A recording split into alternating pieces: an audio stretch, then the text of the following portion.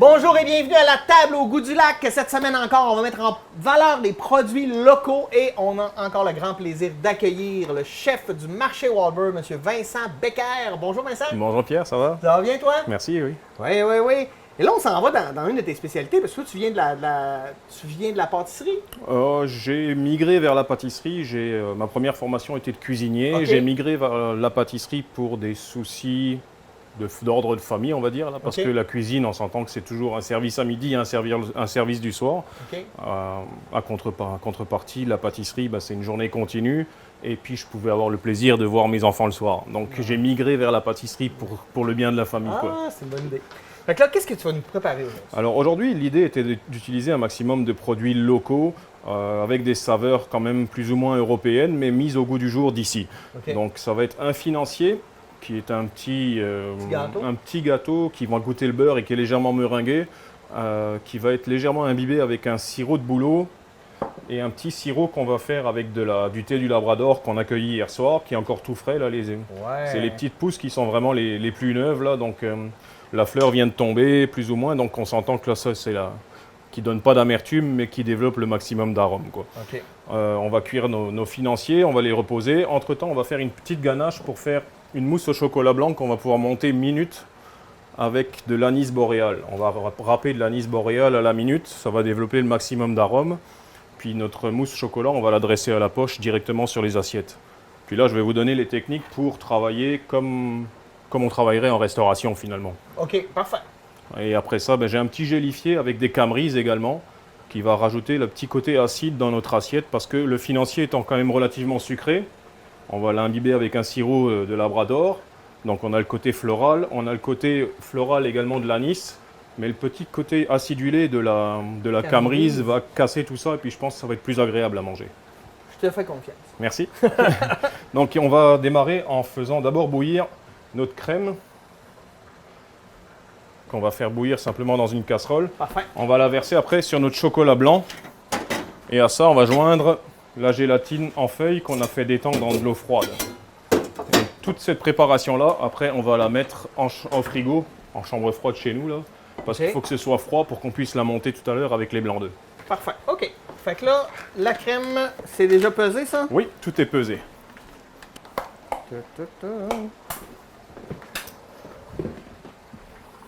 Bonne crème de chez Nutrinor. Yes. Un autre beau produit du coin. On travaille avec les produits locaux, c'est sûr. Puis ça me prendrait un petit bol. Ça devrait faire. Faut que ça boue fort, que ça boue lentement. Il faut qu'il y ait une ébullition, que ce soit suffisamment chaud pour faire fondre notre chocolat blanc, pardon. Parfait. C'est la seule prérogative.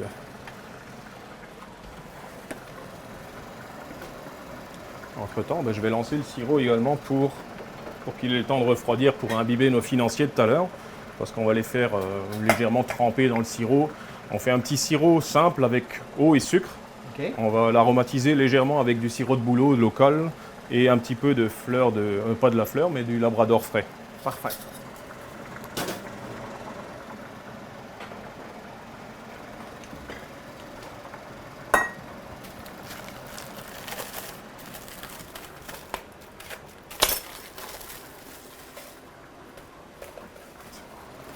Il y a plusieurs types de gélifiants. Là. Le plus à la mode, je dirais, c'est l'agar-agar actuellement, là, mais qui est beaucoup plus cher et qui s'utilise plus difficilement quand on est à la maison parce qu'il faut avoir une balance super précise, sachant qu'on va mettre à peu près un maximum de 3 grammes sur 1 litre. Donc il faut avoir une balance qui ne soit pas comme la plupart des balances domestiques, là, à 5 grammes près, quoi. Ouais. Sinon c'est comme impossible. Voilà. Au contraire de la cuisine, là, en pâtisserie, on ne peut comme pas se tromper par rapport à la mesure parce que le moindre écart ferait rater la recette. Et puis rattraper une recette en pâtisserie, c'est quasiment pas possible. OK. Autant en cuisine, on peut se dire, c'est trop cuit, on va rajouter un petit peu d'eau dans la sauce, on va la délier ou quelque chose. On va délier nos arômes, mais une fois que la recette de pâtisserie est faite, malheureusement, oui, c'est que ça demande de la précision, quoi. Et ça dépend du type de personnes qui vont faire ça, là. Il y a des gens qui vont être toujours précis dans leur vie, qui vont aimer la pâtisserie. Il y a des gens qui sont moins précis et qui vont faire par exemple du pain, mais ça permet de rester quand même dans le domaine alimentaire. Ouais. Alors moi, je pèse, je mesure tout pour être certain que... Puis moi, je vais profiter de la chaleur Parfait. de ça tout à l'heure pour le sirop. Puis là, je vais mettre la gélatine par-dessus le chocolat blanc avec la chaleur de la crème. Ça Tout sent va, bien, tout la va crème, fondre en ça même sent temps, bien. donc on va profiter de tout ça en même temps. La gélatine, tu as juste fait prendre l'humidité pour Oui, qu'elle- juste pour la réhydrater. OK. Autrement, elle a de la misère à fondre avec le... Ça peut fondre là, mais ça donne pas le même résultat, quoi.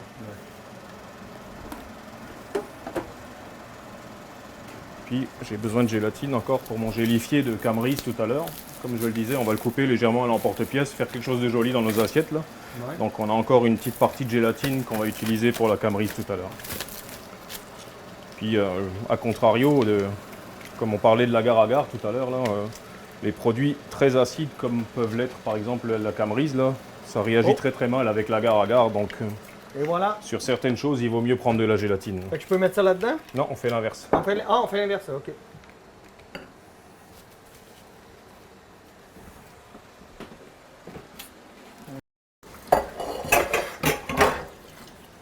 Puis juste avec la chaleur, on voit que Tout va fondre. tout le chocolat va fondre et ça va nous donner ce qu'on appelle nous une ganache plus ou moins, quoi.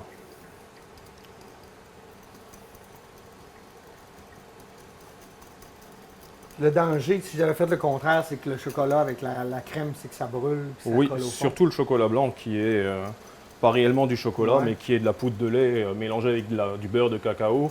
La poudre de lait aurait eu une tendance à coller directement dans le fond et à Ok. brûler, quoi. Moi, des fois, quand je fais des mélanges au chocolat comme ça avec la crème, je le fais au bain-marie. Est-ce que c'est une bonne idée? Ou... Oui, c'est parfait. Oui? Quand OK. on n'a pas tous les matériaux, là, le bain-marie reste toujours une belle sécurité parce que c'est pas de la chaleur vive directe. Ouais, c'est ça. Puis Là, oui, j'ai c'est mis la ton meilleure sirop. option. Parfait, merci Pierre. Quand il va avoir eu une ébullition, ça veut dire que tout notre sucre va être dissous. On va le retirer du feu. On va rajouter quelques gouttes de sirop de bouleau. Pas trop parce que c'est un produit qui est quand même relativement goûteux et qu'on n'a pas besoin d'en rajouter 3 tonnes pour que ça goûte quelque chose. Ça, c'est l'avantage. Ouais. Et puis on mettra notre thé du Labrador également qu'on va laisser infuser. Gros maximum 3 minutes. Au-delà, ça va donner de l'amertume. Et en dessous, ben, on n'aura pas vraiment d'arôme. Donc, OK, parfait. Fait que ça, tu le mets dessus pour pas qu'il y ait pour pas qu'il y ait une petite peau, quoi. Ouais, c'est ça. Puis, surtout dans notre métier, on a des chambres froides que tout le monde travaille ensemble, à savoir que le chocolat est un produit relativement noble et qui récupère quasiment toutes les odeurs qui vont se trouver dans le frigo. Donc là, il est protégé.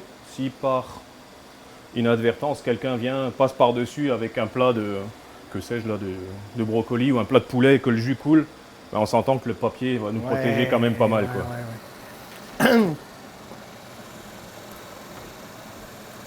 Oui, Vincent, tu es enseignant aussi. Tu enseignes la cuisine.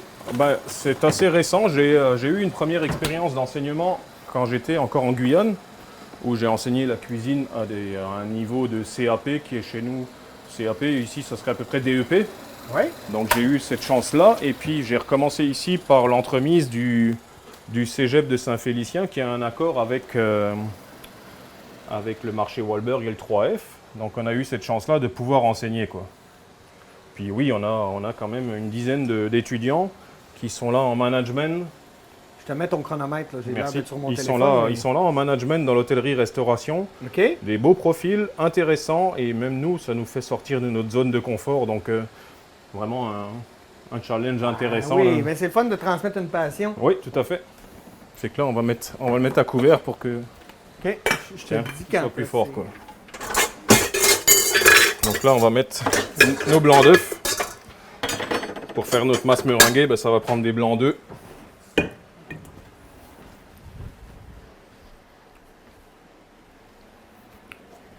Et les blancs d'œufs, on va les serrer avec un petit peu de sucre. On va les serrer, Oui, tu veux dire. c'est-à-dire que quand ils vont monter, on va rajouter un petit peu de sucre à la fin, puis Pour ça que va, la meringue soit plus... ça va être plus ferme. Donc ça, c'est ce qu'on appelle serré finalement. OK, parfait. Mais on rajoute pas toute la quantité, on rajoute une petite partie juste pour raffermir notre blanc d'œuf, que quand on va faire notre mélange à la fin, ben, que ça retombe pas, quoi. Ouais, OK, je comprends. Il y a 2-3 techniques en pâtisserie qui sont importantes de savoir, là.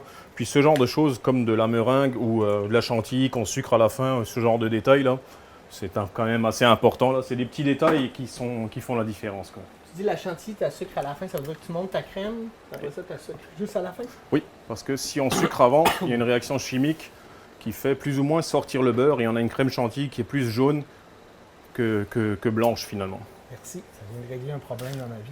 Ok, ben, si tu en as d'autres, tu viendras. Tu pourras m'appeler, je vais te laisser Non, mais mon des fois, c'est numéro. parce qu'on se pose pas la question pour faire.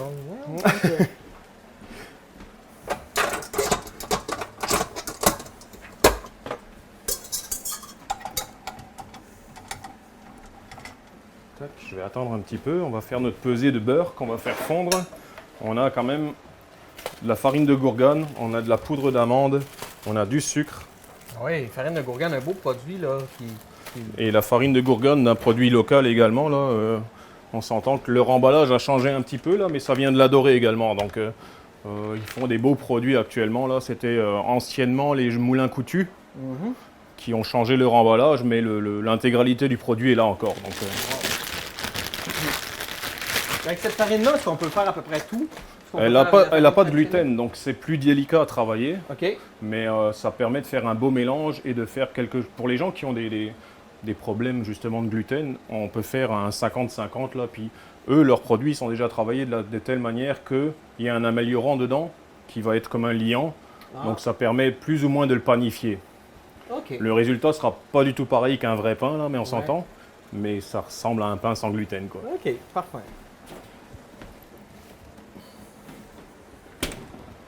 Donc forcément, on s'entend qu'un cuisinier, ça utilise du beurre en masse. Hein. Ben, il faut. C'est tellement un beau produit, le beurre, en plus. Voilà. C'est la moitié de ma vie. Beurre et crème. Ouais, c'est un peu la même chose. J'ai fait du beurre avec mes enfants l'autre fois, puis ils ne croyaient pas c'est que j'allais donner Que du tu allais le barater de même. beurre. Ouais. Veux-tu faire l'appareil à financier, Pierre? L'appareil à financer. C'est-à-dire qu'on va mélanger tous nos éléments secs. Oui. Notre farine de Gourgane, notre poudre d'amande, le sucre, tu ne mettras pas tout, parce que je vais en garder une partie pour serrer les blancs, comme on l'a dit. Oui.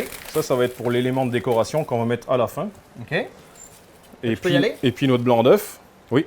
Parfait. Et à la fin, on va rajouter simplement notre beurre fondu. Et ça, c'est ce qui va faire notre appareil à financier. Ça ici, c'est quoi?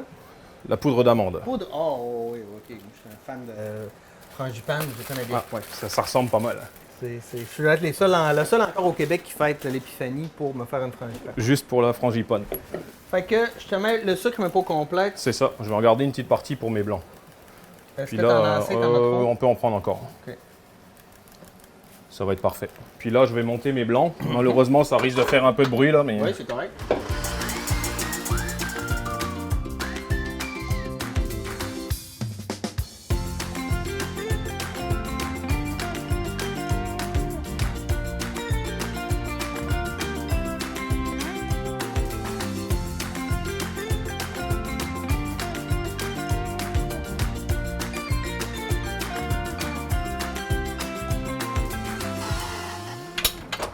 donc là, je vais te laisser mélanger tout ton mélange sec avec notre meringue. On met le mouillé dans le sec dans le mouillé? Aucune incidence. Ah, Il faut ok. mélanger tout ensemble. Donc, Parfait.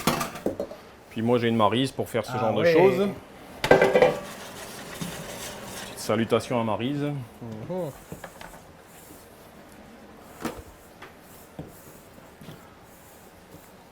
Ce qu'on va faire, c'est qu'on va chercher dans le milieu et tourner le bol. Permets-tu que je te montre? Ah, ben oui, ben absolument. Donc moi, je tourne le bol parce que ça nous donne une deuxième. Et puis, je vais chercher vraiment dans le milieu. Puis, comme ça, je suis sûr que mon produit va rester stable. OK. Mhm.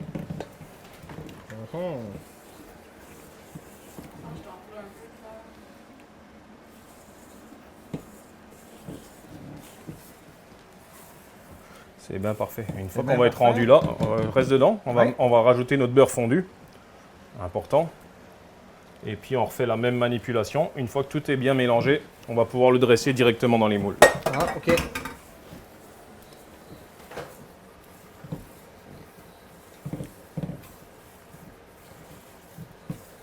Ça, travailler avec Vincent, il me fait travailler. Ouais, Mais c'est comme ça qu'on apprend, en faisant les choses. moi je savais le faire, donc je me Ah ouais, suis dit, c'est faut que tu l'apprennes aujourd'hui. Ah, c'est pas beau, ça? C'est magnifique. Un bel appareil bien meringué qui n'est pas retombé. Je te félicite, Pierre. Oh! On va garder la Maryse pour remplir. puis ça va nous permettre de vraiment récupérer le maximum de notre masse. Comment tu fais? On va le faire vraiment comme ça. OK. Bien sûr, la poche, on garde toujours un beau retrait. Je vais te le remontrer. Tu sais, tu as une poche qui est comme ça, là. Tu retrousses les bords, parce que quand tu vas l'utiliser tout à l'heure, cette partie-là, il ne faut pas qu'elle soit sale. Ah. Sinon, ben, ça va te beurrer tout ton moule. Ouais, alors que là, tu peux travailler. À chaque fois, tu pinces pour enlever l'excédent.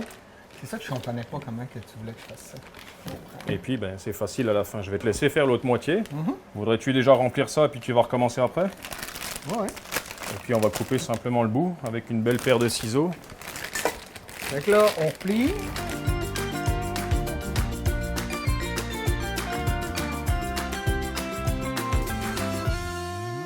Fait que là, moi, ce que je conseille d'habitude, c'est de faire un tour. OK. Ça va éviter que le produit sorte. Puis là, on va couper de ce bord-là. Ça va nous permettre de faire un beau remplissage bien régulier et sans en mettre partout. Si tu l'avais fait avec une cuillère, Ah oui, il y en arrive partout sur les tu aurais eu le côtés. même résultat, mais tu aurais galéré un petit peu plus, j'imagine. Ouais. Je OK. vais te laisser faire.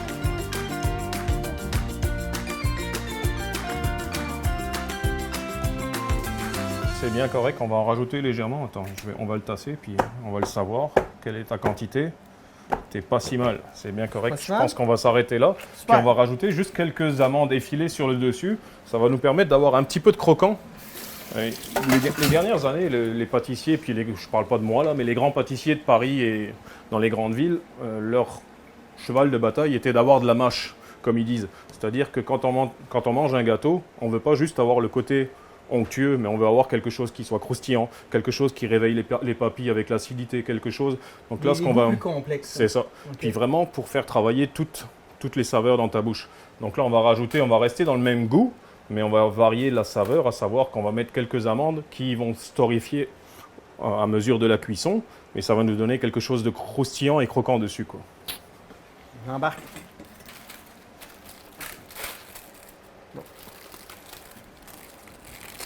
T'en mets combien? T'en mets... On parsème juste légèrement, là, juste pour dire qu'on en met, quoi. Ouais. On s'entend qu'il y a déjà des amandes dans la masse, donc Ah ouais. c'est pas le goût vraiment qui va nous intéresser à ce moment-là, quoi. Moi, j'adore tout ce qui est noir. Hein, est-ce que ça te semble trop passé? C'est parfait, ça. Oui, à moi que- On va avoir une belle texture, bien croustillante. Oui. Puis ça va avoir une belle coloration au four. On va enfourner ça pour selon la taille, les financiers souvent sont légèrement plus gros, mais là on va commencer par une dizaine de minutes. Ok. On va se mettre un petit timer juste pour être sûr. Parfait, je m'occupe du timer. Donc 10 minutes, 400 Fahrenheit ou alors 190 sans Celsius, selon Il n'y a personne ici. la personne qui va l'utiliser. Tu m'as dit 10 minutes. Oui. Je te pars ça à l'instant. Après ça, on va pouvoir faire notre gélifié. On va prendre le papier film et on va essayer de le coller dans le fond, là. Je t'ai mis de l'eau exprès pour que ça te tienne bien, là. OK, parfait. Tac.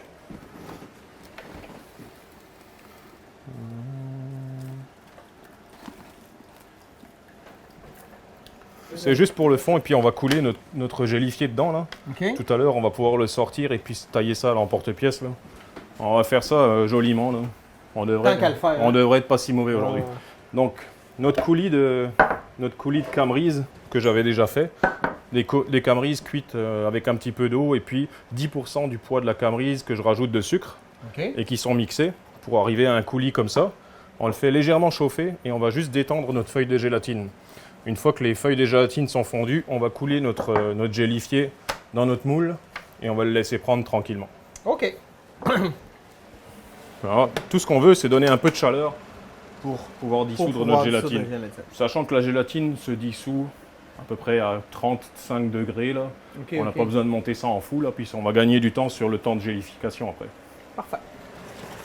On peut très bien aussi faire juste la moitié en chaud, faire dissoudre une gélatine, puis on rajoute l'excédent de notre coulis, fait qu'on gagne encore une fois du temps. Là. C'est sûr qu'on est toujours soumis chez nous dans le métier à un certain laps de temps qu'il faut conserver. Là. Donc on Ouais. essaye de se trouver des techniques pour gagner ce temps-là finalement, quoi. Oui, parce que, ouais, j'imagine, vous devez tricher à quelque part dans le sens où quelqu'un te demande je veux manger ça, tu as ça au menu, il faut que tu sois prêt à le faire C'est ça. dans un temps Ouais, précis. quasi record. quoi. Ouais, quasi record. Puis malheureusement, les gens on sont tous pris par le temps, tout le monde Ah ouais. travaille de nos jours. Là. On mange par nécessité, surtout le midi. Là. Oui. Le soir, il y a encore beaucoup de gens qui aiment ça se faire plaisir, mais quand c'est l'heure du dîner ici, ben, les gens n'ont pas le temps de rester à tabler pendant des heures et des heures. Là, donc il faut qu'on se trouve des techniques pour que ça aille plus vite. Quoi. On vient d'une région d'Alsace, là, on a l'Orée des Champs là, qui fait des crèmes de camerise et des crèmes de bleuet, là, avec le vin blanc d'Alsace justement, là, qui chez nous s'appelle le Kir. Là. Oui. Écoute, ça fait des très très beaux mélanges, là, c'est super agréable. Là. La camerise avec le petit côté acidulé, là, avec un petit Riesling ou si on veut quelque chose d'un petit peu plus fruité, un Pinot Blanc là, d'Alsace, ça fera un beau compromis. Quoi. Puis si vous allez voir, Lina, elle est toujours contente de voir du monde. Donc, On enlève l'eau. on enlève l'eau au maximum, parce que ce qu'on veut, c'est le goût du fruit et non pas l'eau. Ouais. Puis là, on va attendre que ce soit complètement dissous. Puis ça prend quasiment pas de temps, là on s'entend que c'est quasiment instantané. Quoi. Ouais.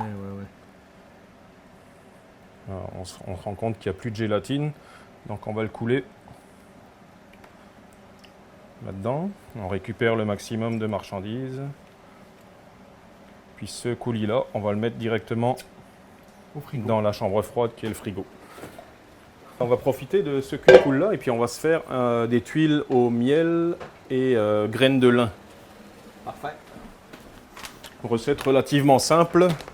On a de la farine, du sucre, de la graine de lin, du beurre et du miel, quasiment en quantité égale. On a la chance quand même dans la région d'avoir des beaux producteurs. On a les miels de Picard, on a les miels boréales, on a les miels de miel de mon père. On a plusieurs miels dans la région là, qui ont toutes leurs particularités. Là, puis on a la chance d'en avoir pas mal dans la région. Là. Donc c'est pour ça qu'on va utiliser un miel local quand même. Oui, oui, c'est tellement bon. Donc simplement à mélanger. C'est-à-dire qu'on va calculer notre 50 g de sucre, 50 g de farine. Là, ils ont de l'air déjà calculé. Oui, ça a été fait. 50 g de beurre qu'on va faire fondre simplement. OK, fait que je peux mélanger? Oui. Ça. Puis les graines de lin, est-ce qu'il faut que je calcule? 10 grammes. 10 grammes. Oui. Sachant que la graine de lin, on n'en veut pas 3 tonnes, là, parce que ça serait comme désagréable à manger. Là, mais c'est pour rajouter un petit côté croustillant finalement dans notre tuile. Quoi.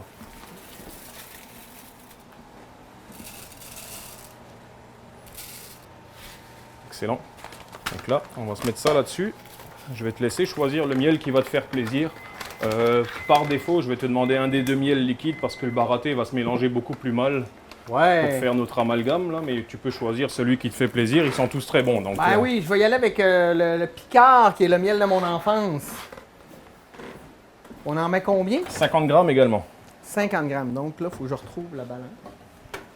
Elle est déjà dessus. Fait que je peux le laisser dessus puis juste rajouter le miel dedans? Peut-être à la cuillère, parce que si tu en mets trop, tu vas avoir de la misère à le retirer. Ouais. Fait que là, je suis à 639. Fait que je me rends à 680. On va faire ça simple, on va se mettre une tare. Ah, là, je fais. Et tu vas être à 0. Parfait.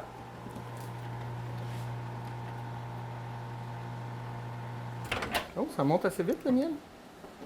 Oui, il y a quand même une grosse densité. Hein.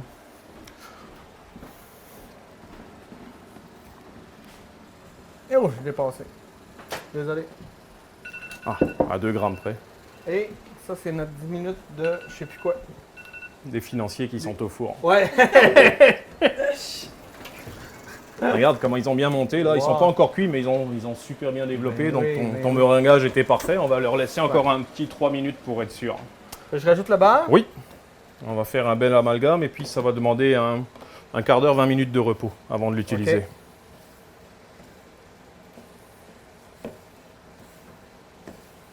C'est sûr que quand on va les cuire sur un petit tapis qui est siliconé, donc on est sûr que ça collera pas. Là. Je ne suis pas certain que tout le monde ait ça à la maison, mais c'est un bel investissement pour faire de la pâtisserie de qualité. Là, ça ne coûte pas une fortune et puis ça vaut le coup d'avoir des produits qui ne collent pas. Ouais, même pour les moules, là, tous les moules, là, moi j'ai ça là, pour muffin ou peu importe. Là, je trouve que c'est miraculeux, là. Ça change la vie. Là.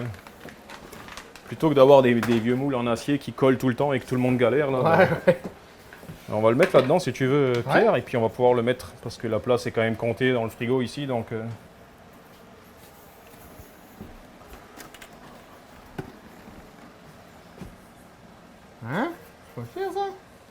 parfait ça, merci Pierre. Ouais, mais faut bien goûter. Hein, comme les enfants, je peux-tu lécher la casserole? Ah ouais, ben ouais. C'est mon seul regret d'avoir des enfants, c'est tout le temps eux qui lèchent les casseroles. J'ai plus accès à ça. Ah, ils vont partir un jour de la maison. Là. J'en ai encore pour un bout. Oh, c'est bon. Le mélilo va être pour notre mousse, blanche après, pour rajouter un petit côté vanillé. OK. Le sirop de bleuet va C'est être... quoi du mélilio? C'est une fleur boréale et ça goûte la vanille. Oh! Bah, c'est une vanille boréale. OK. Et la seule contrainte quand on va le cueillir, que je sais que tu fais de la cueillette toi-même, là, c'est qu'il faut vraiment le sécher au maximum parce que ça devient toxique quand il y a un amalgame dans ton mélange qui n'est pas sec complètement. OK. Donc oui, fais-le si tu veux, ça pousse n'importe où dans la forêt. Là. C'est une belle petite fleur blanche, là. Mais il faut que tu le sèches convenablement avant de faire un extrait. Quoi. Je vais te laisser sentir, là. C'est super agréable. Wow! Oui, oui. Je clique j'aime. Ça coûte un petit peu, là. Je te dirais que ça vaut une 10-12 $ quand même la bouteille. Là. Mais t'en mets pas beaucoup. Bon, tu mets quelques gouttes, c'est pour ça que c'est fourni avec la petite pipette. Là, tu sais. Ouais. On s'entend que s'ils le fournissent avec une pipette, là, c'est un extrait. Quoi. C'est pas pour en faire bouillir. C'est ça. Mais ça vaut le coup de l'utiliser, donc oui. faut pas, ce serait dommage de s'en priver. Quoi.